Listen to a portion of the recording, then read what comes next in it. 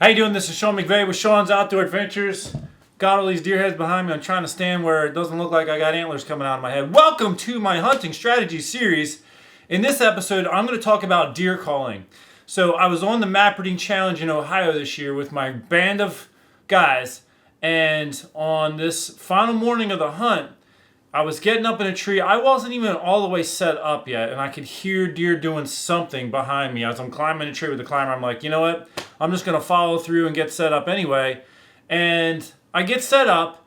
I don't even have my bow pulled up yet, and a big buck fight breaks out like 45 yards away from me, thrashing. I mean, big time. Now, we are in the beginning of October. This was on October the 7th. Usually in September and right around the beginning of October, the buck fights are soft spars where they put their heads together and they just are doing a pushing match. There's a little bit of clicking, but it's not aggressive.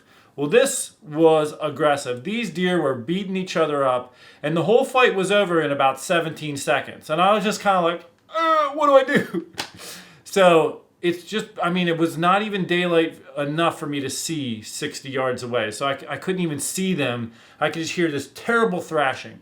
Couple points I want to make with this information is, one, when it gets into the time of year, which usually is at the end of October, beginning of November, where you do the aggressive buck fights, a lot of guys go nuts with the rattle horns and really clash and bang. But in actuality, in a lot of these intense fights, there isn't a lot of head jarring like this. The heads are locked, and it's bodies that are thrashing. So the noise is really the leaves and branches and bushes that they're crashing into. So there's a lot of physical noise, but not just crazy antler banging. So when you do your antler rattling and stuff, it's especially helpful if you got some branches and stuff around. You could even clash a little bit and just shake the branch and do. Obviously you don't want to go crazy and get yourself spotted. I've seen people tie a rope to rattle antlers and leave them on the ground and just bounce them on the ground and try to make noise in the leaves. That's a technique you could use. But keep in mind that a lot of the noise is coming from the slamming and crashing of the weeds in the brush. Or if they're out in the field, then it's just you're going to hear the hoofs banging in the dirt. Here's what I did though. Later in the morning, I decided to let out a grunt series, just like I did in this video last year where I called in a buck on public land. This buck right here, I was hunting in Maryland way back in, and I had this guy come in. He started to work his way off, so I called him back in. I will put a link to that video if you want to see how I called it in. I did the same grunt series I did in this video in this hunting situation because I know that it can make bucks feel like they're trying to be intimidated. Now, I was hoping that the winner of the fight I heard that morning was still in the area and hear it and would come back. That didn't happen. What did happen was a buck or a deer, about a year and a half old is what it looked like at a glance, just bolted down through the woods, and it went the same direction the deer had run off in the morning, snorting and carrying on and pushing all the other deer out. So what happened was it was a younger buck, much smaller than this, or probably smaller than this, and it got spooked. It thought the big guy was coming back and was going to be beating him up again. So here's the tip.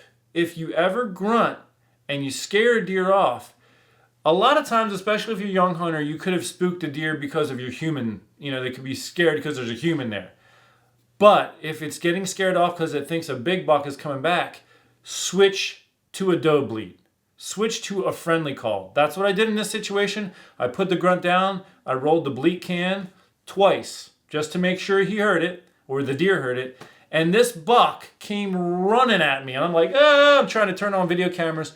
So the buck came in, and I had an opportunity at him. I was really debating, and I was like, he looks like a year and a half old body. And before I made my final decision, he started to turn and walk straight away. So I rolled the bleat can one more time. He circled back in and ended up downwind of me. And he ended up bedding down about 18 yards behind me. Now, I could have hung in there and, if I wanted to harvest them, but I made the decision, okay, clearly a 1.5-year-old body.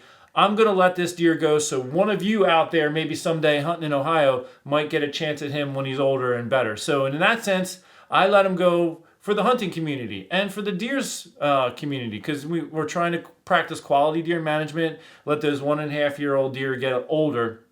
So I passed on it. Plus, I had to get down and go to church. It was a Sunday. God's my priority. So I went ahead and got down. And in the process of climbing down, he hopped up and kind of walked off. Wasn't really that spooked. I did want to hunt that location that night, but the wind direction was calling for an east wind, which was blowing directly to where all the deer I saw that morning went. And I did see a big buck right when I got there in the dark. So I walked in, I had my headlamp on, saw a big body deer. You also look at their eyes, how close are their eyes? Bucks have a more squared head. Like their head here is kind of more square. Does is sort of rounded. But the design or the layout of a buck's head moves the eyes farther apart the older they get. So this buck, the eyes were pretty far apart. I was like, oof. I could also see the outline of the body. I couldn't see the rack in the dark. He was about 40 yards out. He walked off right to where all the other deer I saw that morning went. And I saw some does and stuff too going that way. So unfortunately, I didn't get to go in and give it a shot at those deer that went that way, and the deer that were in the buck fight went the other way. So I know that the buck was different than the ones that fought. So it was a good area. It was a good area. Maybe someday I'll get back there. And no, I'm not going to tell you where I was.